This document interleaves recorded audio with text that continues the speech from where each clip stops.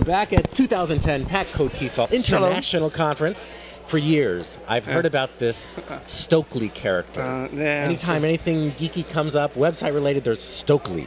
And at last, I finally meet him face to face. Bryan Stoakley, great to meet you. Shalom, left-handed. Okay.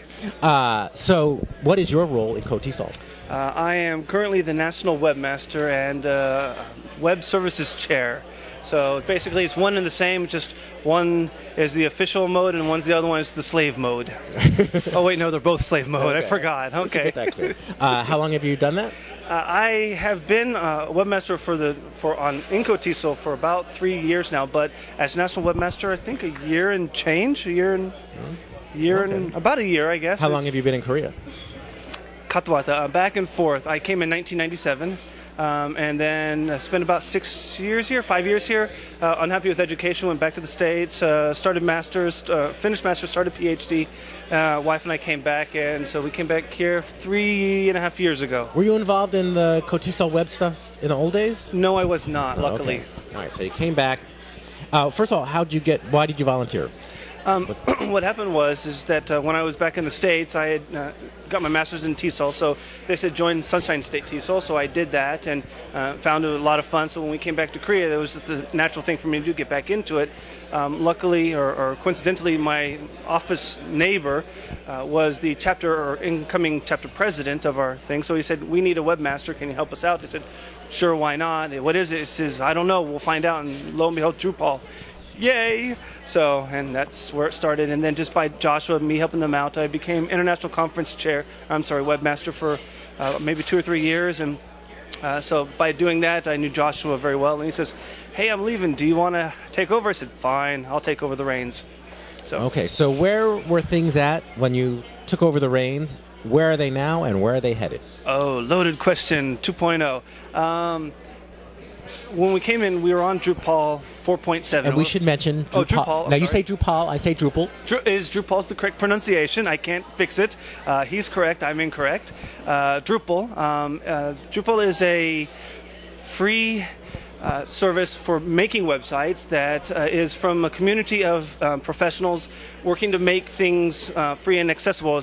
Consider it open office for websites. It's to stick it to the man that we can offer things for free. It's an awesome open source content management system with a great support community behind it. It's Fortune 500 companies use it. Harvard uses it. So KOTESOL uses it. KoreaBridge uses it. And we're better than Harvard. So. All right. So okay, you inherited this website based on Drupal. And Drupal we had was 4.7, which is an old version, very limited, very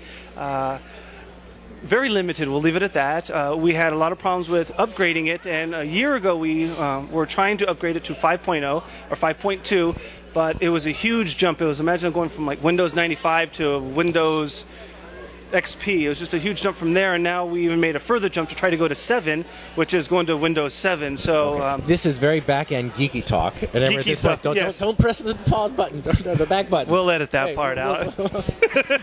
But from a user's perspective, okay, yeah. Where was it, and where's it going? Fine, we'll go back that way. Basically, as we all know, the current website as what you would have seen before with I don't know what we call those mountains with the tombs of past kings and whomever royalty.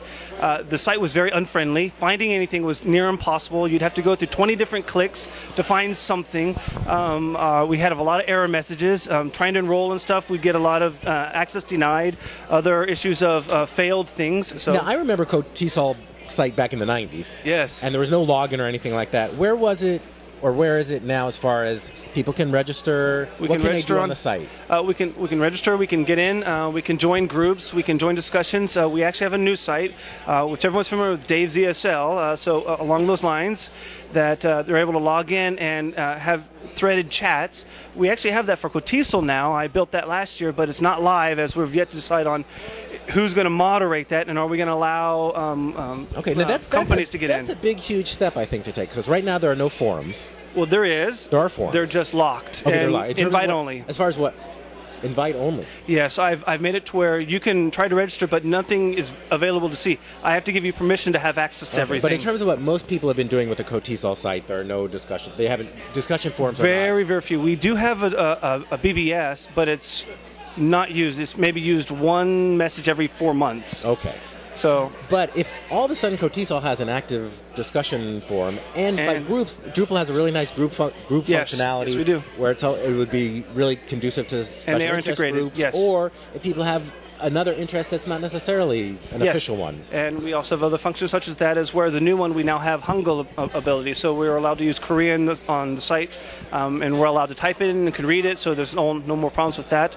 We also now have 2 streaming sites, Vimeo and YouTube, so we can now upload those to the site and we can still start sharing. So I have a centralized location that's there, and we now have a much more powerful shopping cart, Uber cart, yay, one cart to rule them all. And so we're able to actually have a lot more functions for you guys to purchase things in a lot greater free aspect. And so we're even toying with the idea of using credit cards. What can people purchase on the site? Right, and see, that's another thing for us. Membership. In the past, membership didn't have this function on the online. So now that we have a store that you would have, like such as going to Amazon, they'd actually have pictures. So everywhere from paraphernalia to clothes to whatever else, to even books that we might start sponsoring. So such as TESOL has a TESOL series books. We could start offering. One of the things I'm going to suggest to the council that we lower our membership rates, but offer things like the proceedings and journals and texts. Those can be purchased off the side. So if someone doesn't want to have access to those, they just want cheap annual membership, they can have that. But if they want to have those extraneous items, we can do that, such as Membership TESOL. Plus. So TESOL says we can have 1 SIG free, any SIG thereafter $7. So why don't we do things of that nature? So this is what this site's going to allow us to have a lot more customizable features for them, as well as having a log so they can go in. And I'm hoping to have the forum up so that people can have a job site where they can go and find jobs, and free of service, hopefully, that job seekers and job employers can offer these services, so they don't have to worry about having to go on to Dave's and places such as that, so they can have it a much freer reign of finding part-time and full-time jobs in a centralized location. Wow, those are going to be some interesting discussions as far as how to moderate forums. Interesting is a good jobs. Good adjective. And I want to ask more about that. And first, Drupal has the ability to really restrict content to whatever groups you want. If you want a certain amount of content restricted to this group of people, no problem. What's your personal feeling on what should be open, what should be members only? And see, that was the other thing. I'm really ambivalent. There's a lot of things. Our videos, for example, that we'll be recording today, I would like to have that on a site where it's locked to only members. However, once it's on the internet, it takes only a matter of 10 seconds for it to be thrown everywhere. So why would you want that to be members only? Just to have a reason why someone should be a member, to have some benefits that a non-member would have. That's the argument that they have out there. However, I said, if we hide everything, then why would someone want to become a member? It's the group workshops, the chapter workshops, the chapter outings. Like next November, November we have our chapter has a Thanksgiving dinner. That's what KOTESOL's for me. Accessing these videos, I can do that on YouTube already. I can find these out on other places. That's not a problem. So why shouldn't they be able to do that on KOTESOL site? So, what do you think about forums? Forums should be open fully. There can be a group one now. Chapters might want to have their stuff private. They might want to have certain parts private, such as discussing their chapter meetings. Discussing what prices do they want to offer things. But as long as they can have the option, they have their autonomy to choose what they want private, what they want public. The council meetings, council discussions should be open to the public to read, but not to comment on. This is just like a chapter meeting. Robert's Rules of Order, they have to be granted the floor to talk, so same idea. They would have to be granted permission to talk through a moderator, say that yes, they could conduct or could question the council on a certain topic.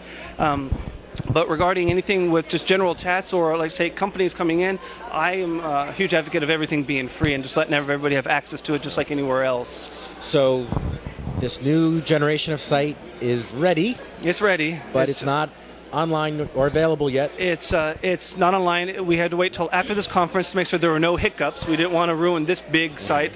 So it's the idea that in December, when we have our next leadership retreat, I'm inviting all the webmasters in, giving them training on how to use the new site.